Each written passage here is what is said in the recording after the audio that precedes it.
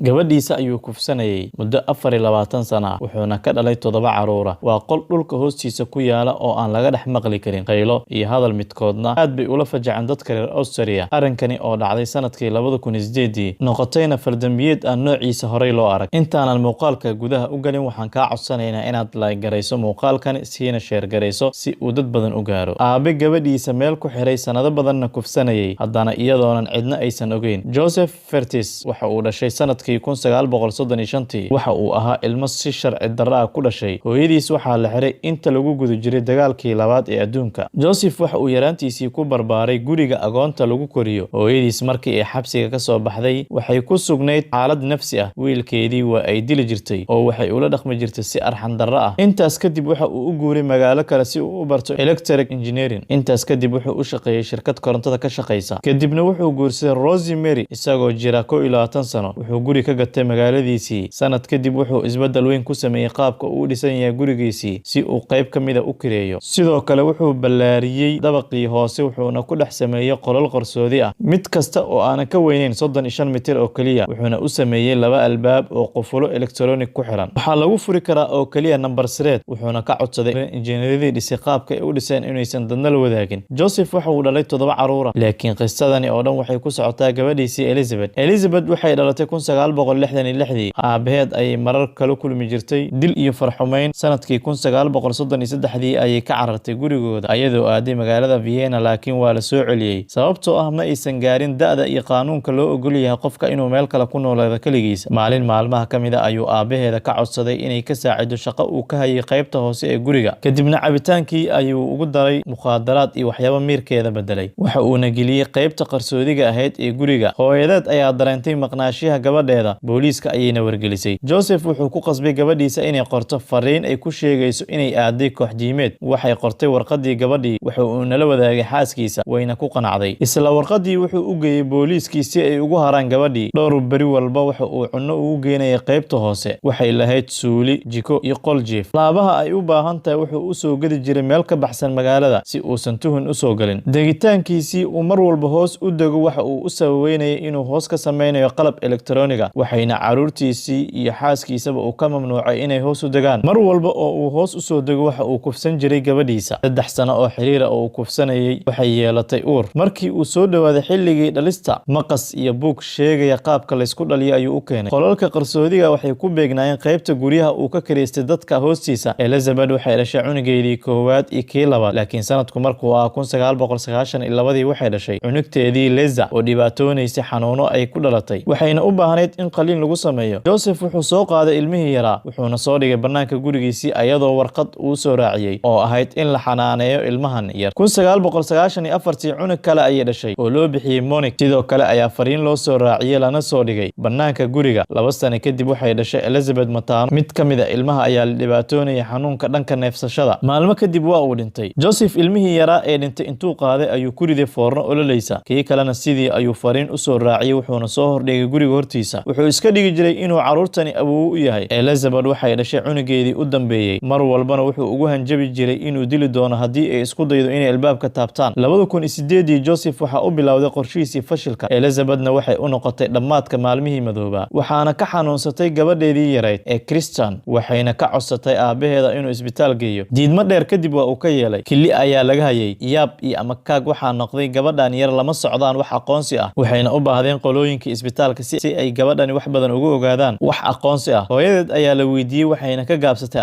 arrintii waa weynaatay. booliskii ayay gaartay. Iyagiina waxba waa ka fahmi waayeen. Arrinkii waxay gacanta ku dhigeen Elizabeth si ay baaritaan ugu sameeyaan. Waxayna ku eedeeyeen in ay cunugteedii dayacday. Markii hore waxay diiday in ay ka jawaabto su'aalihii la weydiiyay laakiin markii dambe waxay u sheegtay in aabaheed laga ilaaliyo. Waxayna u soo bilowday qisada bilow ilaa dhammaad. Isla markiiba waxay qabteen aabihii waxayna u dhaceen gurigiisii si ay u ogaadaan faldambiyeedkan socday muddada 24 sano ah. Joseph wuxuu ku dooday in ay gabadhiisii raali ka ahayd caruurtiisana uu jecel yahay laakiin maxkamadda horteeda ayuu ka qirtay Elizabethna waxay ahayd goobjoog. Wejiga ayuu ku qarsanayay buug fashal iyo khajlaad darteed. Joseph oo 73 jir ah ayaa lagu xukumay xabsi daa'in. Elizabeth iyo ilmaheeda ayaa la dejiyay magaalo kale oo aad uga fog midii ay degnaayeen markaas. Waxaana loo soo saaray aqoonsiyo cusub si ay ugu noolaadaan nolol dabiici ah. 24 sano kufsi kadib waxay gashay nolol caadi qaali ah. Elizabeth, Joseph ayaa sheegay inuu gabadhiisii u jeclaaday si gaar ah isaga.